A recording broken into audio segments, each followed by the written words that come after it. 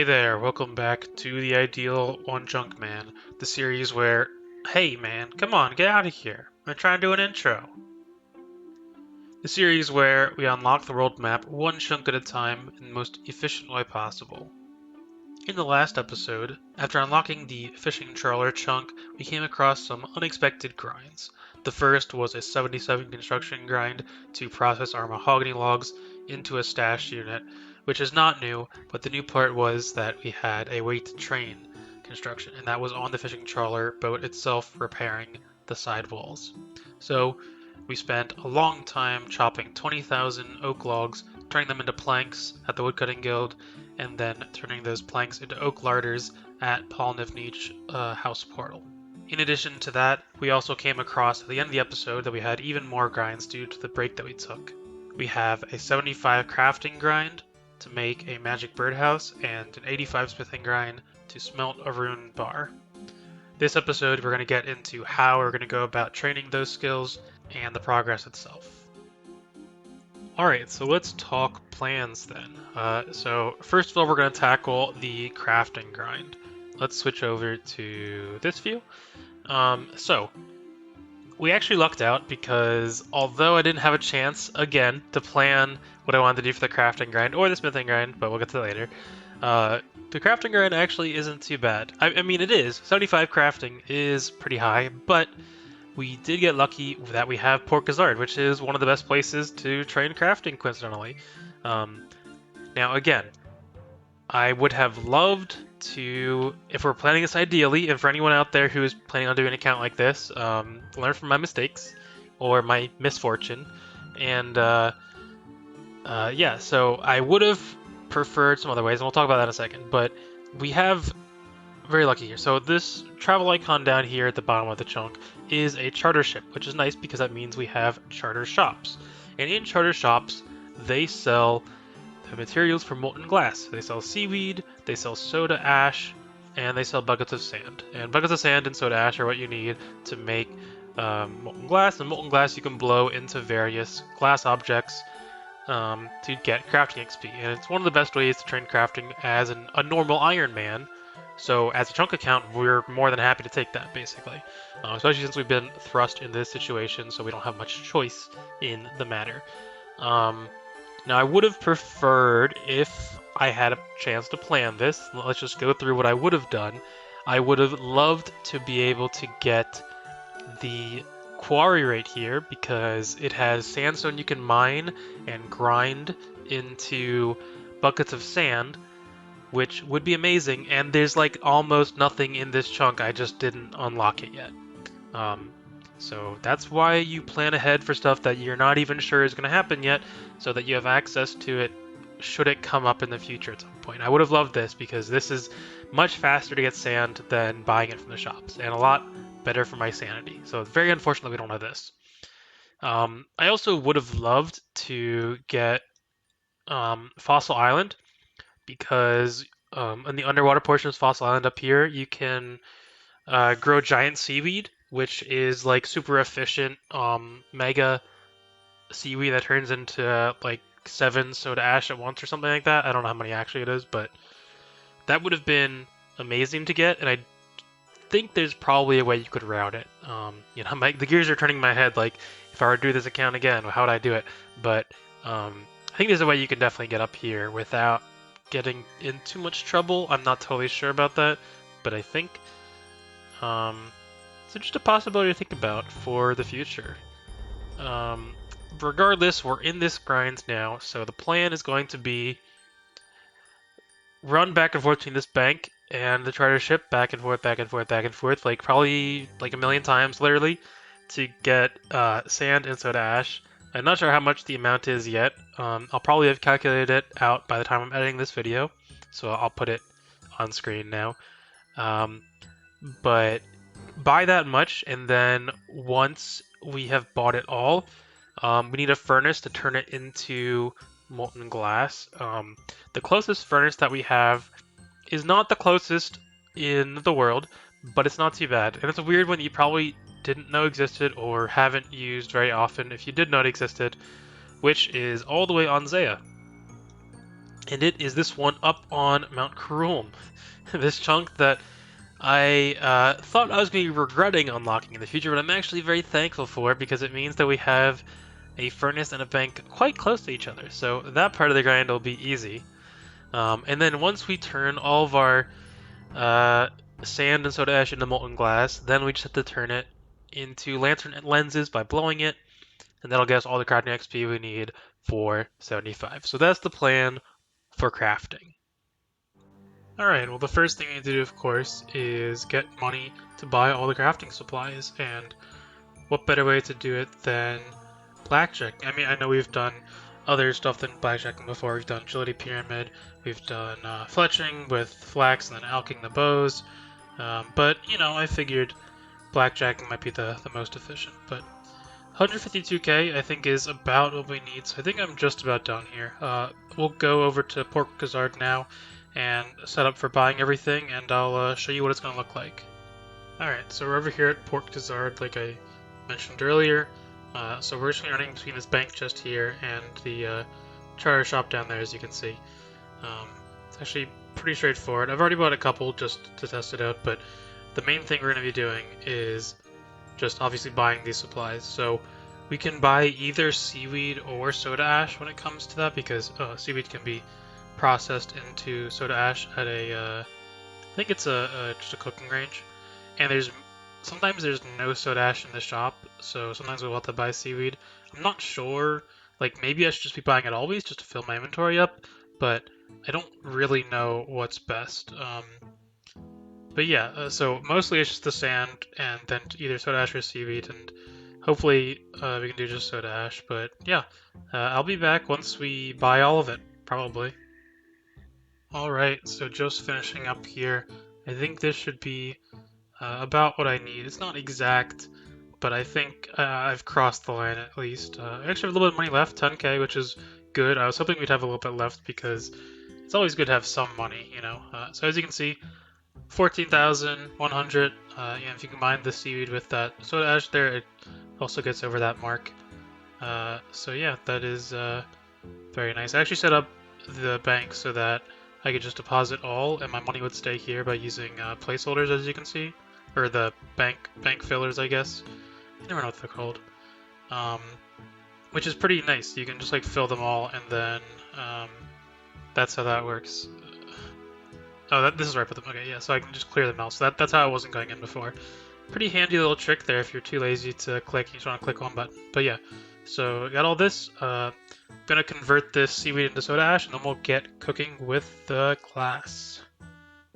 Alright, so we're up here on Mount Karum, making the molten glass. So just pulling out the sand and the soda ash, bringing it out of the furnace here. It's actually a really nice furnace. I mean, it's quite close, as you can see.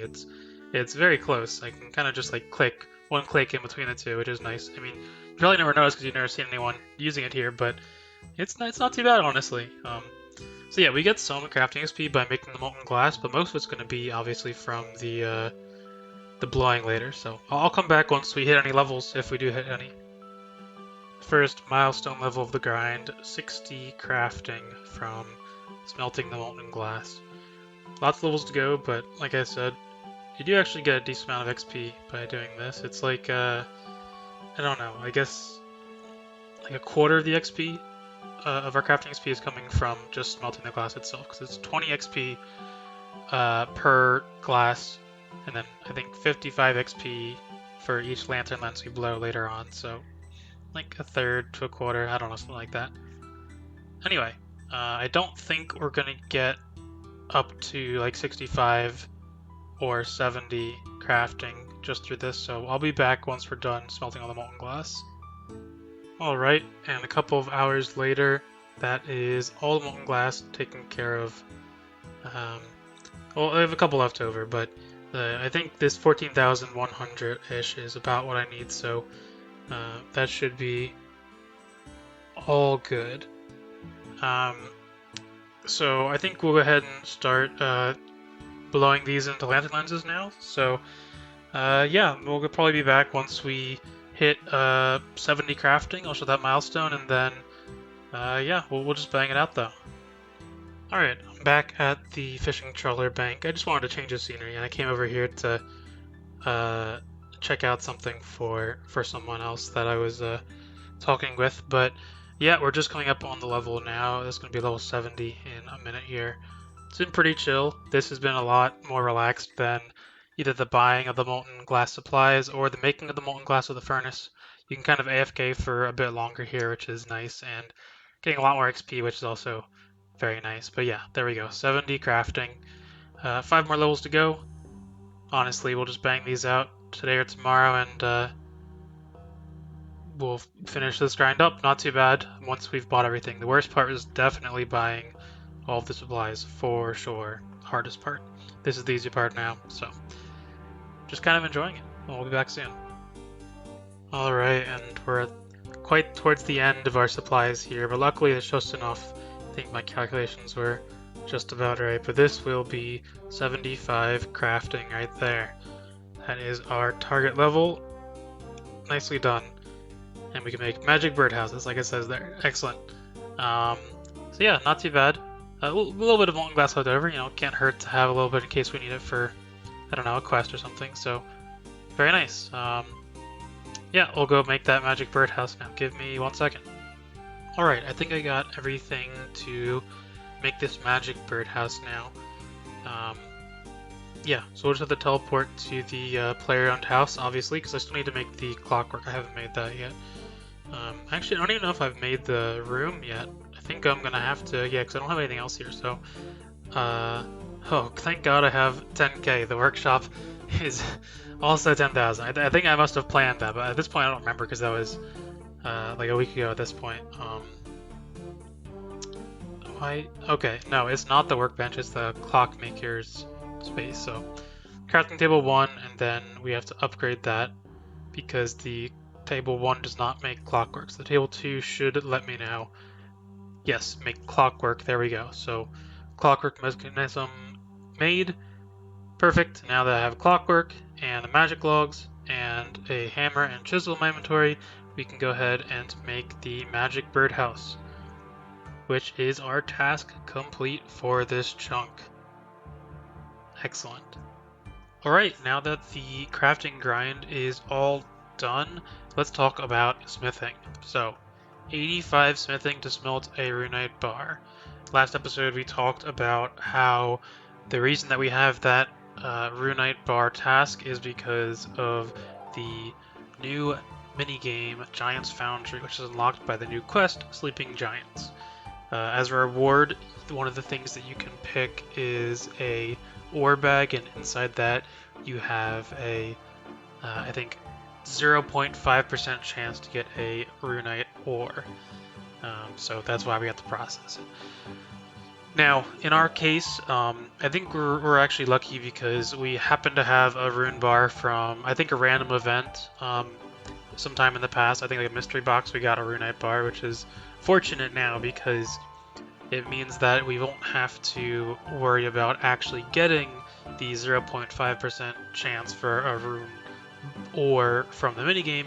We can just smith our rune bar into a rune dagger.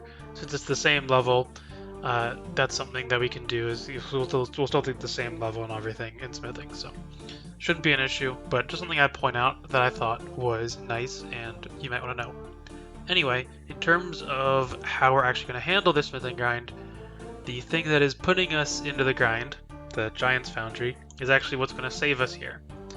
If you don't know, Giant's Foundry is a minigame that, let me just scroll this, takes place in this chunk here, in a little like cave basically.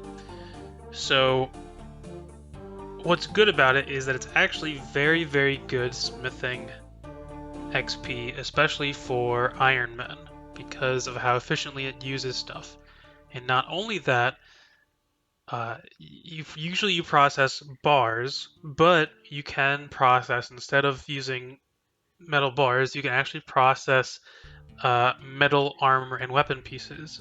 So I guess it was added in the case that if you had extra like alkables basically laying around that was in the form of metal armor and weapons, you could melt them down in here and reuse them rather than just alching them or having them sit in your bank.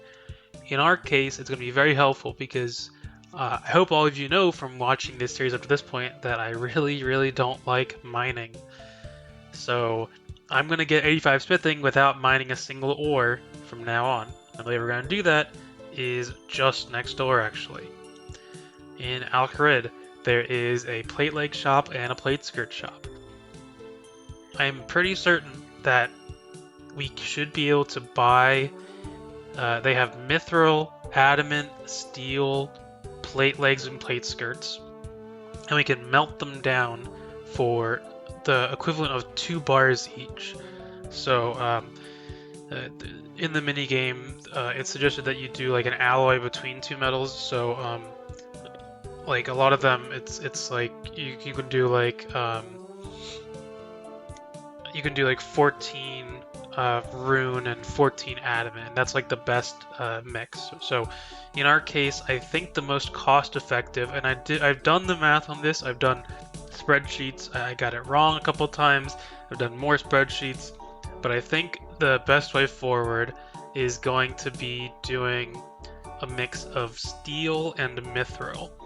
And I think we're going to do a mix, instead of 14-14, so it's an even split, I'm instead going to do a 20 steel, 8 mithril split, so mostly steel, just for the cheapness sake, and because the shop in Al-Kharid has a lot more steel plate legs than it does mithril plate legs.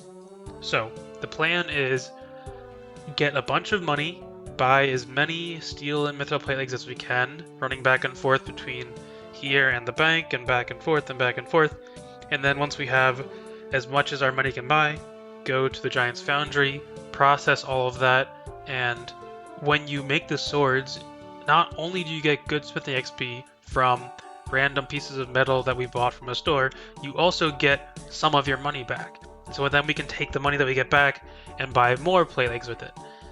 So it's actually quite cheap when it comes to the actual final cost of this. So I think I've calculated it out to be about 300 swords, each of which is going to require us to buy 10 steel plate legs and 4 mithril plate legs. So 14 times 300 is the number of plate legs we'll need to buy. But yeah, first things first is making money. Actually, before we even get to making money, let's go ahead and do the Sleeping Giant's quest, since we'll need to do that anyway. So I think, yeah, it's got a Giant's Foundry teleport in the minigame teleport, which is nice, so we can just teleport via that. Luckily, we have all the supplies for it. For anyone who's starting a chunk account over in that area, just if you're routing to do this, make sure you have access to things like the wool that you might need, because that doesn't show up in this area. So yeah, we're here just to the east of Al-Kharid, talking to this hill giant, and we're gonna help him rebuild the Giant's Foundry, more or less. That's what our task is for this. So yeah, I'll go ahead and finish up the quest. It's pretty short. It's only like, I think like 10 or 15 minutes. So yeah, we'll be back soon with the quest complete. Alright, and there is the sword finished up for the quest. They basically walk you through like a tutorial about how to do the minigame as part of the quest, which is nice. It's a little bit complicated if you've not done it before, so when we come back here, I'll walk you guys through it if you haven't done this thing before, because it's a little confusing. But there we go. Sleeping Giants completed. 1 quest point.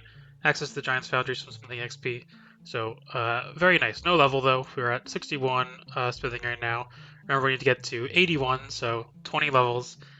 Yeah, so we'll go ahead and get started on that. But first, if you remember correctly, we need to get some money first. So, I'm not sure what I'll do for money. I guess I'll find out in the next clip, but gonna go make a couple 100,000 GP just so I can get a good starting cash stack, because remember, we'll get some of the money back as we make the swords, so we don't need all the money up front, because if we did, I think it would be a couple mil, but we get a lot of that back, so we can kind of iteratively go. Like, let's say we get like 500k, then maybe we get like 400k of it back, and then with that 400k we can invest that in swords and etc. So yeah, I'll go and get a decent chunk of money, and we'll see how much we get. I'm not totally sure right now. Alright, so I'm here at the Agility Pyramid. That's what I've decided to do. I've brought noted water skins, noted tuna, I'm fully prepared this time. I've done this a lot before, and I feel like every time I come, I mess up the amount of stuff I should be doing or bringing. Like, I don't even know if I should be bringing this much food, because at this point, I have a much higher agility level than the last time I've done this. So, yeah, not totally sure if this is going to be necessary or not, but I figured this is a pretty good way to make money, and I'm tired of blackjacking. Did a lot of blackjacking for crafting supplies, and I need to do a lot more, because we need a lot more money for the smithing. So, yeah. I'll be back once we have all of our money. I'm not sure exactly how much it's going to be. I'm thinking maybe like 600 or 700k, maybe a little bit more. I'm not sure. We'll see. But yeah, I'll be back once I've gotten all that. Alright, so as you can see, we're not at the agility pyramid anymore. We finished up there, got ourselves 700k. I figured that's a good number. May as well stop there. So we're here in Al-Kharid, just here at the plate leg shop, and figure may as well buy from here versus the plate skirt shop. So 2 steel plate legs, 1 mithril plate legs. That's what we're going to be buying. So that's like the default stock value. As you can see, there's like 8 adamant plate legs here, because you can like sell to the shop. It's kind of annoying, but luckily we don't need to buy adamant plate legs. We're just buying the other 2. But it could be the case that if someone sells to the shop, it could mess this up. So hopefully there's not too many Iron Men doing that, or that'll mess us up. It looks like they're all in stock, so hopefully no one else is doing this method. But yeah, it's basically just this. Buy 3 plate legs per world, and then hop worlds. And the ratio is like a little bit off, so I'll have to adjust the ratio, I think. But I might just end up buying it all, who knows. Alright, just finished spending all of my money. I have a little bit left, but not enough to buy anything really. So I ended up with 300 steel plate legs, 154 mithril plate legs. The ratio is a little bit off. I think we need a little bit more steel plate legs for the 10 to 4 ratio to be correct. This is more 10 to 5. So we'll definitely have some extra mithril plate legs when we're done this, but may as well go process these now. Let me explain how this all works. Alright, so we are starting our first sword here, and first things first, we're going to pull out our plate legs, so it's 10 of these and 4 of those, and then we use them on the crucible here, and we just add all of them that we can, and it melts us down into the molten ore. So now we have filled our crucible fully. I forgot to set up a mold. I even have like a plugin on it. It's telling me to go set up the mold, but I didn't do it. So you're basically trying to maximize the points that you get from it. The plugin helps you kind of select which one you're supposed to do, so it's not too much thinking, which is nice because it just kind of gets mindless after all. We're doing 300 of these, so you have to remember that. So then with a bucket of water in our inventory, we can cool the sword, and I think we can just fill this up right here. Yeah, so we can just fill up the bucket of water in the waterfall, and then so let me pause here and just come to you from the editing room floor and explain how this minigame works. So the main thing to notice is the crazy looking thing at the top that has a lot of different bars. So it's a little complicated looking, but it's pretty easy to explain. Just give me a minute to explain it to you. So the top bar that's in blue is basically the quality of our sword, and that's based on the metals that we put into it. That's based on the quality of the molds that we select for it, and it can go from far right being as good as possible to the far left being as worse as possible. And if we make any mistakes while we're here making these swords, that bar will go down as well. So our final product, if we make any mistakes, will be lesser than the maximum possible given the inputs basically. But you don't need to worry about that bar too much. That bar doesn't do anything during the minigame, it just kind of tells you what your quality is. So you can basically ignore the blue bar. Now, the bottom bar, I'm going to skip that on for now, but the bottom bar is our sword progress. So there's an arrow on the far left side, a white arrow that's pointing up. That's where we currently are in our progress, and it's in the red zone. What the red zone is it's indicating that we need to be using a hammer as the current way to progress the sword. So the hammer is what you'll see highlighted on this freeze frame right here in green on the actual game area that I'm running over to. And as we use the hammer, it'll progress that bar up until we get to the next zone. And when it gets to the next zone in the yellow, that means we have to move to the next machine, which is I think the grindstone or whatever. And the green bar is the third thing, is like the polishing wheel. And the yellow again, as the fourth section there, it means go back to the grindstone again. So each color of the section on that third row of bars there means different tools that we can use, basically. And then that middle row has to do with the sword temperature. So if on the bottom row we're in the red zone, we need to be using the hammer, then that means we also need to be the right temperature to use the hammer, which means we need to be in the red zone in the middle. So for that to take place, we just need to either cool or heat our sword using the waterfall or the lava pool to cool or heat respectively. And then as long as we're in the red zone, we can use the hammer action. As we hammer, the heat will dissipate more and more, and so eventually we'll go out of the red zone in terms of temperature, and we'll have to heat the sword back up to continue hammering it. So more or less, it's basically just keep the bar in the middle in the same color as the bar on the bottom, and complete the sword. Okay, and we just finished up our first sword after the quest, so we just swap this hand into left click so it's easier. As you can see, 6,000 XP, 12,000 coins. We get double the coins as we do XP. But yeah, very nice. So we can just go ahead and make another sword. And yeah, I'll come back once we can buy our first reward. So I didn't talk about it too much, but in this minigame you get reputation from completing swords. I've made 6 so far and I already have 500 reputation. But with that reputation you can buy upgraded molds that let you get better quality. So I just bought a mold that is pretty good for upgrading the points that I can get. There's tons of different molds you can get, and they all help you with getting better points and therefore better XP for your metal, basically. So I think it's worthwhile just using this because we can get more for the amount of metal we put in. Alright, so we've been at this for a little while, a couple hours at this point, and let me just finish up this sword at the grindstone and hand it into Kovac, and that is our 30th sword. Very nice, and we cannot receive another commission because out of materials. So yeah, we ran out of plate legs with the money that we had bought. It was up to 30 that we were able to get, or should I say we're out of steel plate legs. We still have mithril ones because of the ratio thing that I mentioned earlier. I think we gotta work on correcting that. But yeah, 500k in coins that we have now, and remember that's from the returned value that we've got from making the sword. So we can invest all of that back into sword, which is very nice and convenient. We're up to 67 smithing at this point already, which is awesome. And yeah, so I think I'm going to go take this 500k, buy some more plate legs, and then we'll be back with more sword making. Alright, so we are just finishing up this sword here, and once we turn it in, we should be getting a milestone level, which is level 70. So that is pretty awesome. So we'll go ahead over here and turn into Kovac and get that level.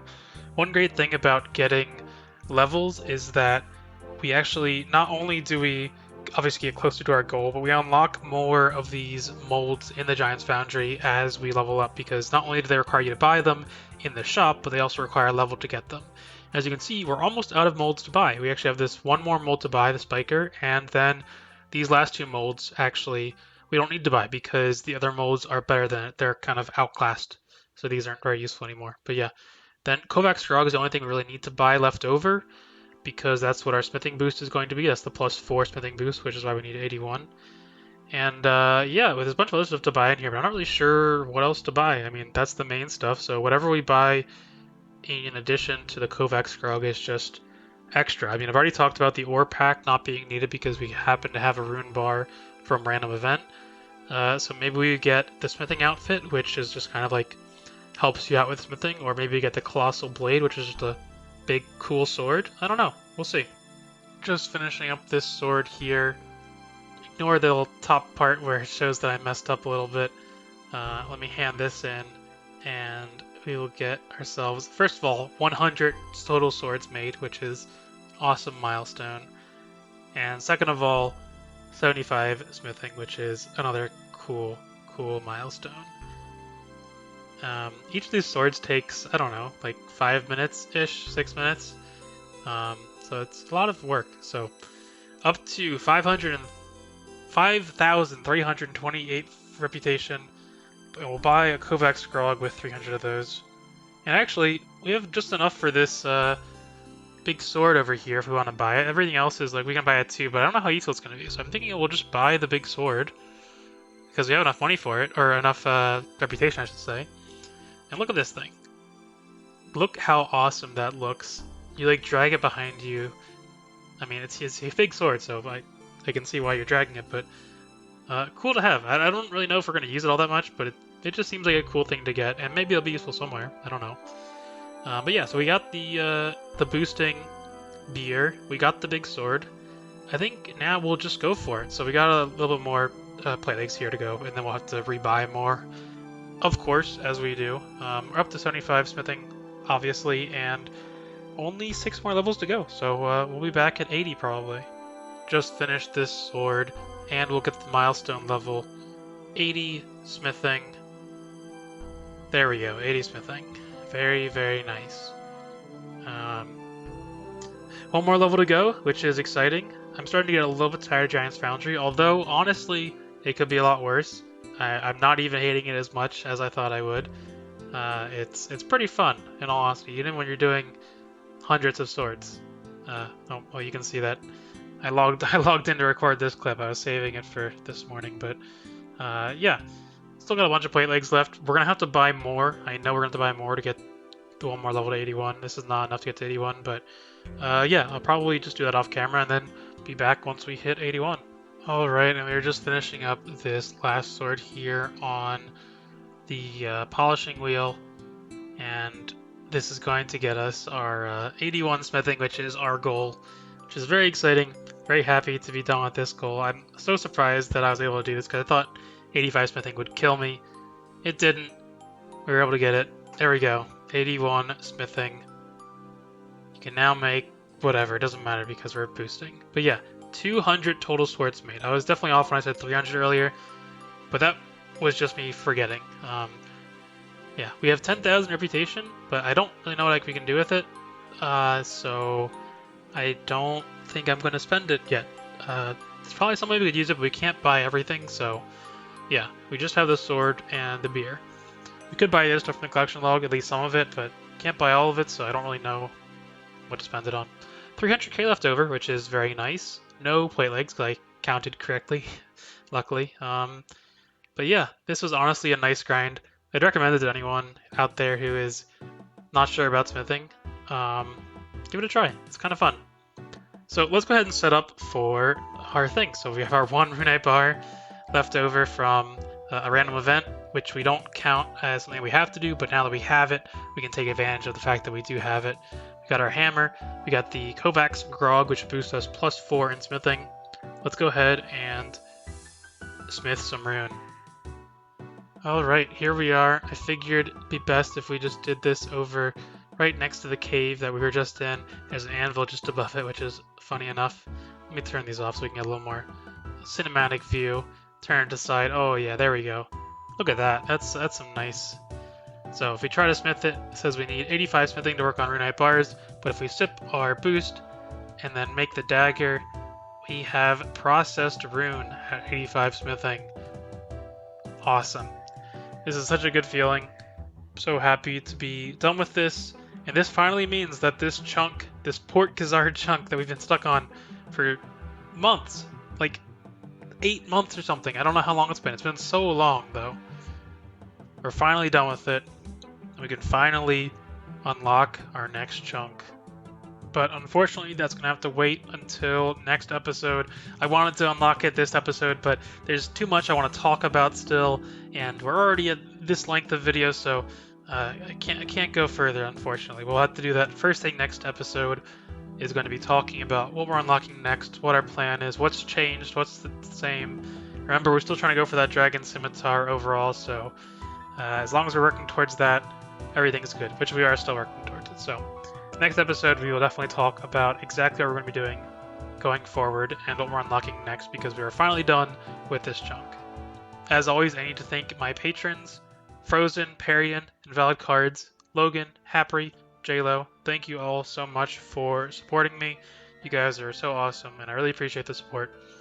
If you want to support me just like them, go to patreon.com/sourcechunk. It's in the description, it's on screen. Feel free to support me if you have the extra money, or don't if you don't. But thank you so much otherwise. Hope you have a wonderful day, week, and I will see you in the next episode where we're unlocking our first new chunk of 2023. See you then.